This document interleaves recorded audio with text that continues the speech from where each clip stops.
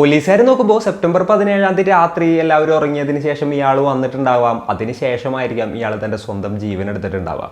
Forensic team മറ്റേ ആംഗിളിൽ കൂടെ പരിശോധിക്കുന്നുണ്ടായിരുന്നു. അതായത് ഇയാൾ തൻ്റെ സ്വന്തം ജീവൻ എടുത്താണോ അല്ലാന്നുണ്ടെങ്കിൽ വേറെ ആരെങ്കിലും കൊലപ്പെടുത്തിയതാണോ എന്നുള്ള രീതിയിലൊക്കെ അവർ പരിശോധിക്കുന്നുണ്ടായിരുന്നു. പക്ഷേ രണ്ടാമതൊരാളുടെ പ്രസൻസ് കണ്ടെത്താനായിട്ട് ഫോറൻസിക് ടീമിനെ കൊണ്ട് സാധിച്ചില്ല. ഫോറൻസിക് ടീമുകാർ നോക്കുമ്പോൾ ഇതേപോലെ തന്നെ ബിയർ ബോട്ടിൽസും കാണുന്നുണ്ട്. പിന്നെ അവിടെ ഉണ്ടായിരുന്ന പൗഡറും കാര്യങ്ങളൊക്കെ പരിശോധിച്ചപ്പോൾ അത് കീടനാശിനികളാണെന്നും മറ്റൊക്കെ മനസ്സിലാവുകയാണ്. അപ്പോഴത്തേനും ഓട്ടോപ്സി റിപ്പോർട്ടിന് വേണ്ടി ഇവർ വെയിറ്റ് ചെയ്യുന്നുണ്ടായിരുന്നു. ഓട്ടോപ്സി റിപ്പോർട്ട് വന്നു.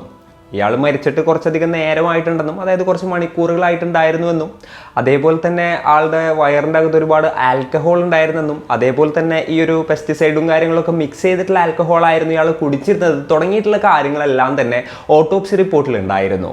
യെസ്, ഈ ഒരു കീടനാശിനിയും അതുപോലെ തന്നെ ബിയറും മിക്സ് ചെയ്ത് കുടിച്ചിട്ടായിരുന്നു ഇയാൾ ആത്മഹത്യ ചെയ്തത് എന്നുള്ളൊരു കൺഫർമേഷനിലോട്ടാണ് ലാസ്റ്റ് പോലീസുകാർ എത്തിയത്.